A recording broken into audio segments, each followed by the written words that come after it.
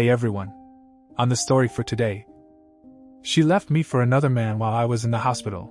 Now, 12 years later, she wants me back. Hi, I'm Jason, I'm 47. I want to share my life incident here to get some advice. This goes back to 12 years ago when I was married to Susan, my first wife. I was married for 7 years, with 2 children, Laura and Lucas. They were 5 and 3 then. We were leading a regular life until one fateful day. One morning when I was driving to my office, a speeding vehicle from the opposite direction rammed into my car. The next I remember waking up on a hospital bed, covered in bandages and plasters. The nurse informed me that I had woken up after 2 days in a coma. I held my doctor's hand and thanked him for saving my life. I was grateful for the new life, but little did I know about the disaster that was about to unfold. After a week of my treatment, my doctor informed me that my lower body was paralyzed and I might never be able to walk again. I was shattered. Susan broke down at this news. It was evidently difficult for her because she had to manage the house and the children in all aspects. I fell into depression, unable to comprehend my life in a wheelchair. I spent my days staring at the empty walls of my hospital rooms, cursing how my life turned upside down. I dreaded how I would never be able to play soccer with my children, how I would never be able to dance with my wife, and I would never be able to be free again. To add to my miserable life, Susan stopped visiting me. In the initial days of my stay, she brought the children thrice a week. The moments I spent with my family were the only ones I lived for, but as the days passed, her visits became scarce. I pleaded with her to get the children to visit me, but she would say that the children didn't want to meet me so often. I felt hopeless. Then one day, she handed me the divorce papers saying, I definitely can't spend my life with a handicapped man. I'm still young and desirable. I deserve a normal man. I would be lying to say that I didn't sense that coming. I sniffed the upcoming separation when she started giving cold shoulders to me, but I didn't expect that to be so soon. A month after my accident, some of my friends informed me that they had seen Susan loitering around hand in hand with a middle-aged man, probably someone in his 50s, in the cafes and malls, during the evenings, and on weekends. Some claimed that she had an affair even before my accident, and some said that her desperation got her into a fat, grumpy old man after my accident. It was barely 2 months after my accident. I was yet to be discharged and was handed divorce papers. I might be sounding calm while writing this, but I was none of it back then. I was flustered, devastated, and heartbroken. I was wheelchair-bound, destitute, and divorced with no income or savings. After paying for the Amy's, household expenses, and children's education, savings was off the radar. Luckily, I had insurance that covered my hospital bills to an extent. I had to liquidate my savings for the remaining expenses. So, in the end, I was left with nothing. I wanted to yell, smack my head against the wall, and curse my fate. I don't know how I upheld myself back then, but something inside kept me sane. Probably the fire of taking revenge. After being discharged, I shifted to my parents' house.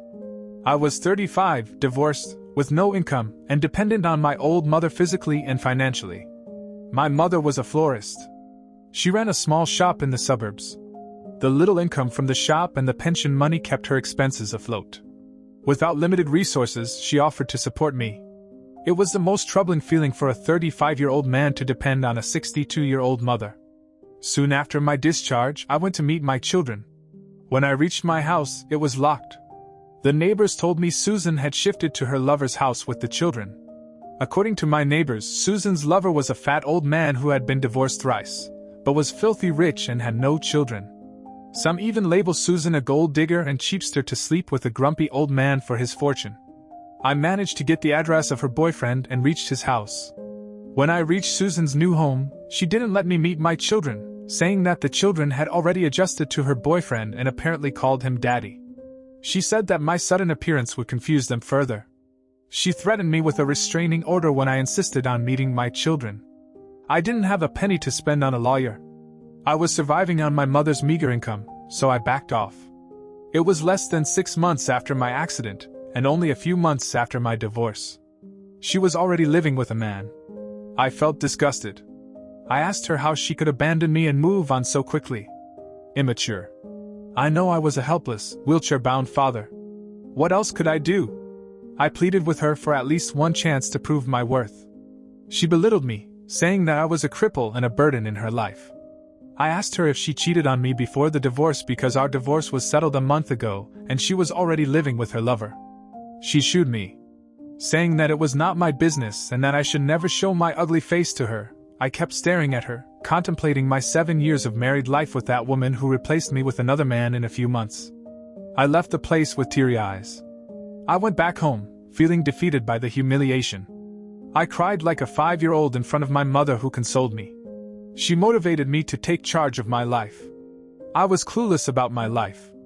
I was directionless. To start with, I joined my mother in her shop. I helped her make bouquets, serve the customers, and clean the shop. Soon I realized that the business had a huge potential to grow, but my mother was too fragile to do it herself. I pulled out my old contacts to secure contracts with event management companies to supply flowers at the events. Gradually, I built a team and took contracts for venue decorations and eventually launched my own event management company. It took me 12 long years to rebuild my life for myself. My mother had my back all these while she supported me and motivated me to bounce back. A year after my accident, I learned Susan was leaving the city with my children and her lover. I rushed to the house to meet my children, but they had already left by the time I reached. Before that, I tried to reach out to my children multiple times, but Susan insulted me and chased me away every time. Susan had full custody of the children and could decide everything for them. Since I was physically and financially challenged, I could not contest joint custody. I couldn't challenge her restraining order because I was too broke to hire a lawyer. Whereas Susan had a wealthy boyfriend, Evan. I didn't know if he was already with her before my accident, and if not, how he suddenly appeared in Susan's life. All I knew was that he was a wealthy man with ample ancestral property. In the last 12 years, whenever I got any leads of my children, I traveled to meet them but failed every time. Susan threatened to get me arrested as her boyfriend had the money and contacts to get away with anything. That man didn't marry Susan even after 12 years. Although they lived together, a year ago, I finally filed for joint custody. I was waiting eagerly for my event management business to get stabilized. I filed for custody and finally managed to get 15 days. They are flying next week to my house. Although Susan did her best to object to my plea in court, I hired a good lawyer who presented my case well. And I got 15 days. Besides, my children are grown-ups now, and they were asked if they wanted to meet me and affirmed a yes. I know I can't compensate for the last 12 years, but I wish to spend quality time with my children. As the time is nearing, I am feeling nervous and delighted at the same time. They are 17 and 15 now. I know teenagers are demanding these days. I hope that my children are not mean and toxic to the extreme. I don't know what story Susan has told them in the last 12 years, and should I tell them the truth about their mother? I don't know. Do you guys have any suggestions on this? How do I approach them? I'm super nervous and super excited. Hi all, I have quite an update. I missed 2 critical pieces of information in my original post. First, about my current wife, Amy. Yes, I remarried a beautiful woman 5 years ago. Amy is an interior designer. I met her at an event where she was designing the wedding venue, and we were providing the flowers. I was yet to start my own company at that time. It wasn't love at first sight, but we vibed well. We kept meeting for such events in the next few months and became friends. She was a single mother of a 3-year-old daughter. The idea of starting the event management company was hers because she worked for one of the companies for many years and had the contacts and knowledge of the business. I partnered with her to launch the business. We dated for a year before getting married. Now we live as a happy family of 4: Amy, her daughter Mia, my mother, and I. Her daughter was delighted to get a granny, and so was my mother. The second information was regarding accident compensation. I was hit by a speeding truck, so ideally, I should have been compensated by the logistics company owning the truck, but at that time, the company got away with paying nothing by manipulating the facts about the accident and pinning the blame on me.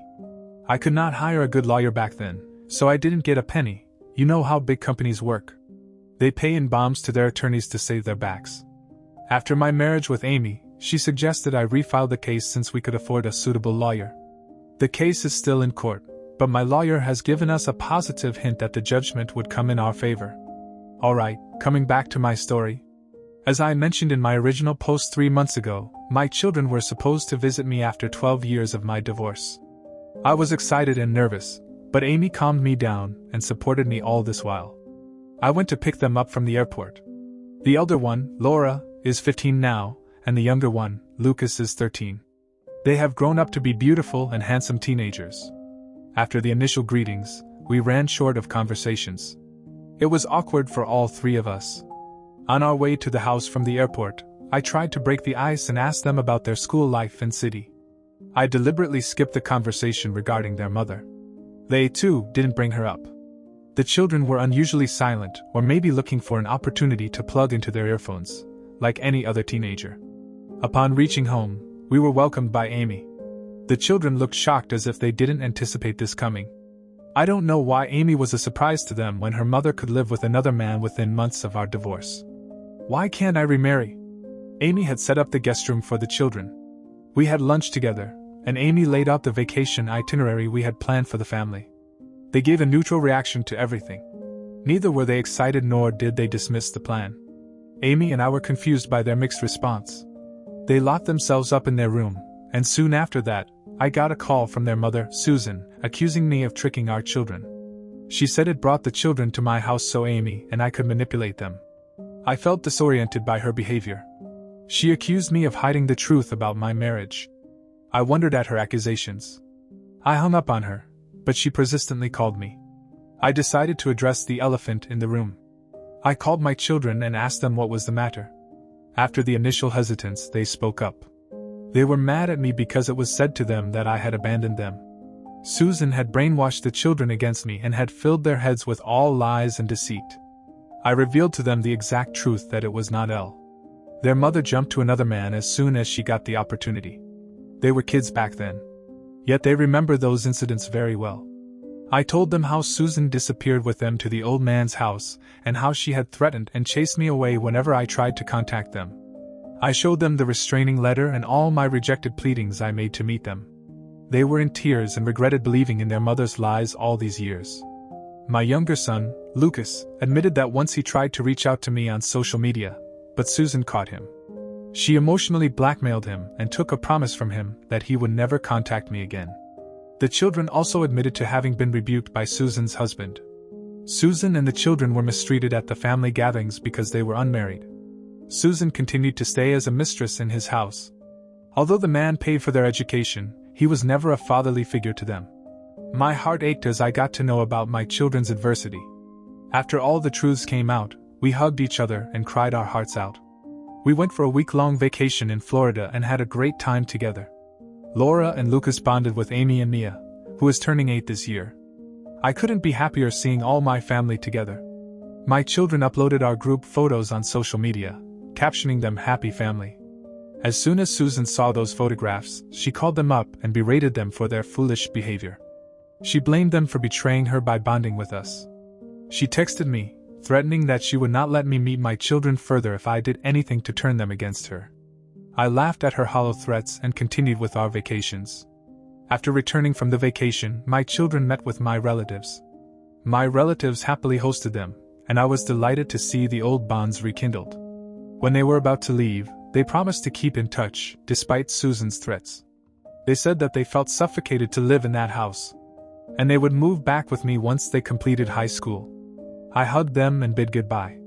After going back, they confronted Susan about her evilness, but she turned the table around me, accusing me of manipulating them against her. It's been a few months since they returned, but we talk regularly. I hope to have them back with me. I'll update you if anything develops. Thanks a lot.